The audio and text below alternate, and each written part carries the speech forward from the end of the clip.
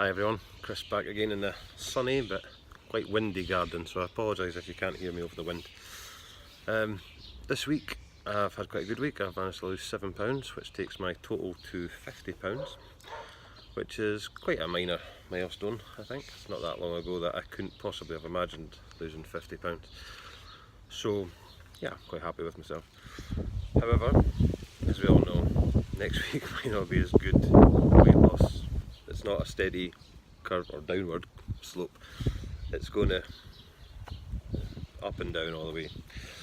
So we'll just have to keep persevering and hopefully get there. This week though, I wanted to talk about stuff that I've been looking at online. Mainly the fat shaming or fat acceptance debate.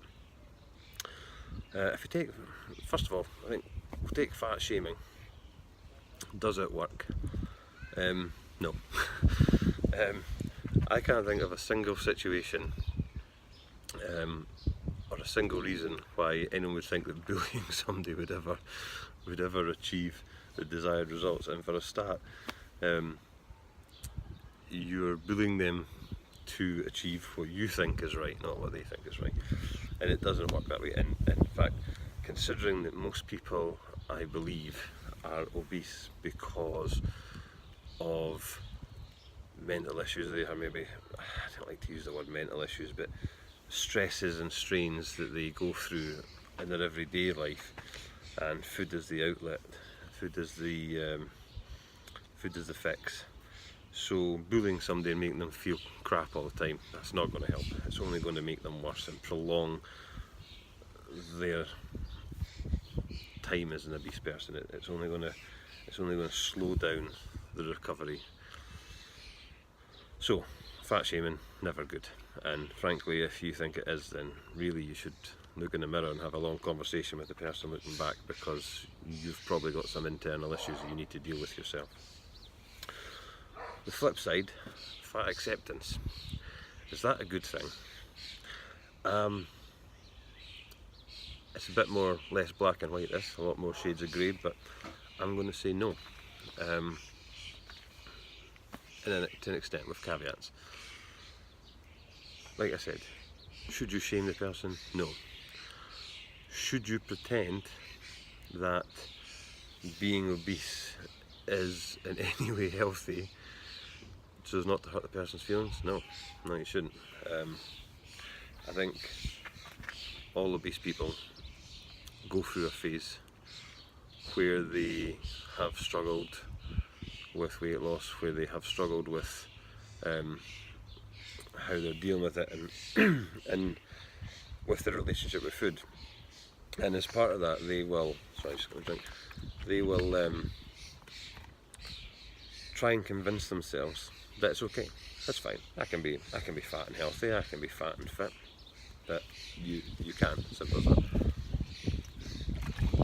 Sorry. That's simply not true. It simply isn't the case. And I think if you look deep inside, you know the truth. When, as I say, the person in the mirror ain't going to lie to you. And if you think about, if you're truly honest with yourself, I think when you have a sore back and when you have sore knees and when you don't fit in a seat because the arms in a restaurant or something, the arms in the seat are too narrow for you, yeah, you know that it's not healthy. It's as simple as that. So that's the first part of it. Does that mean that fat people can't be happy? No. Fat people can be happy, of course they can. I'm happy most days.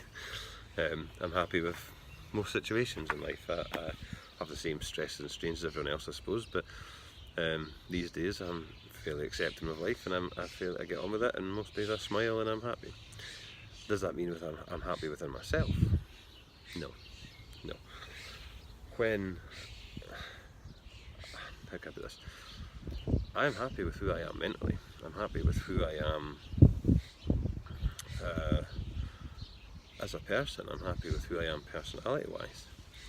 But I'm not happy with my health, and I'm certainly not happy with my outward projection to the world. I'm not happy with the way the world sees me. And now, this is a cultural thing, okay? I understand there are cultures in the world where being obese is actually seen as a positive thing, but I don't live in one of them, and most of the people watching this won't live in one of them, because we're in a very westernised society here.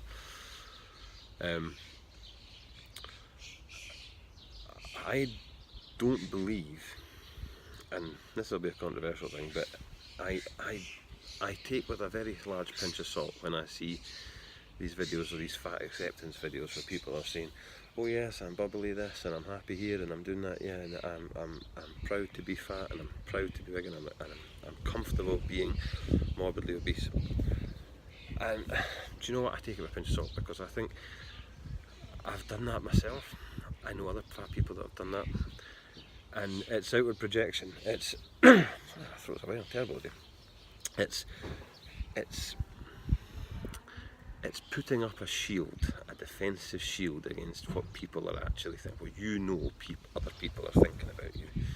You know that other people are looking at you and thinking, God, they're not healthy, I bet they're unhappy and all this, and you feel that you have to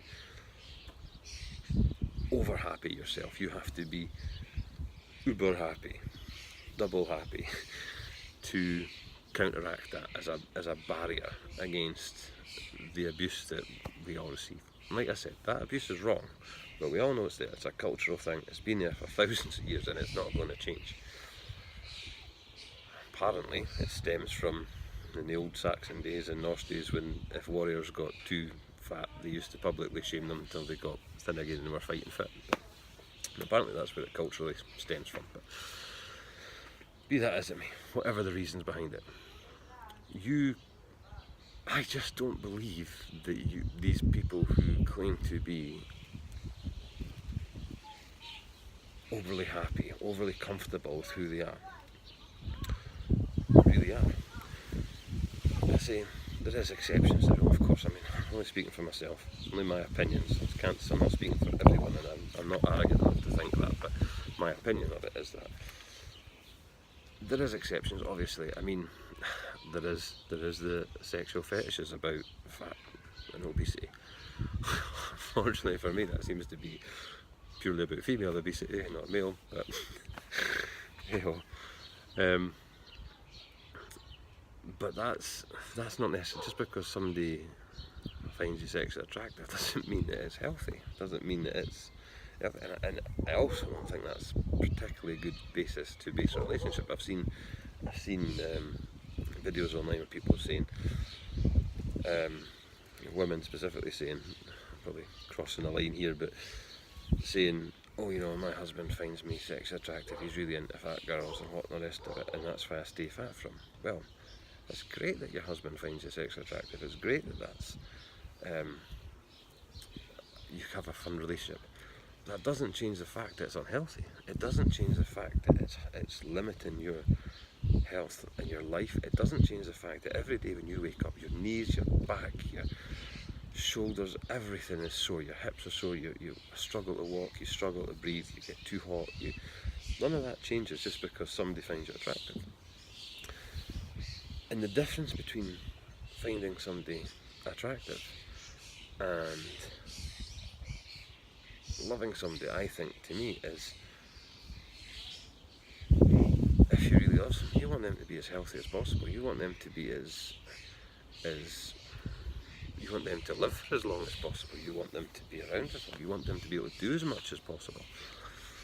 And I do worry that some of these videos you see where there's clearly, even though there's a lot of denial going on, there's clearly a lot of fetishism in the background, really isn't healthy to the people.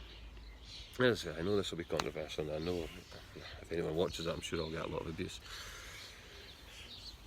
But, as I said, I don't think there's ground, as I say, it's a fine line. So, back to the question, is fat acceptance a good thing? No. I don't think it is, but that doesn't mean you shouldn't be accepting of the person. You shouldn't be derogatory towards the person, and you also shouldn't try and jump in and help the person, but you should be there to support the person. You know, if you to a fat person, if somebody's coming and going, oh come on, I'll help you do this and I'll help you lose weight, and it can be very intimidating, and it can almost feel like a form of bullying. So whilst you should be accepting of them, you shouldn't be accepting of the situation. And I think you have to delineate between that, between the person as they are, the person they are in here, the person they are in here, with the person you see, the health, the entity of the person, the physical appearance of the person. So yeah, fat shaming, never good. Never good, any situation, doesn't work, load of nonsense, it's just cruel, it's bullying, and if you do it, you should stop it. Fat acceptance, more of a grey area. You should accept the person, but I do not think it's healthy to accept the situation they're in. I don't think it's healthy to pretend that they're healthy, and I'm not convinced that it's right to pretend, or for them to pretend, that they're truly happy with themselves, because I just don't see, as I say, outside of the world of sexual fetishes and whatnot, I just don't see how they can be, not in this society. I just don't see how anyone can be happy when children point at them and stare, and old women tut and comment on them, and young lads driving past shout things out the car windows, and all the other things that goes on in Northern European and Western society towards fat people. So I don't, if you are happy with how you look after all that, then I'm not sure you're entirely healthy of mind. Controversial that may sound. Anyway, I think I've ranted enough and insulted enough people for this week. So anyway, I'll speak to you all next time, and thanks for listening. Bye.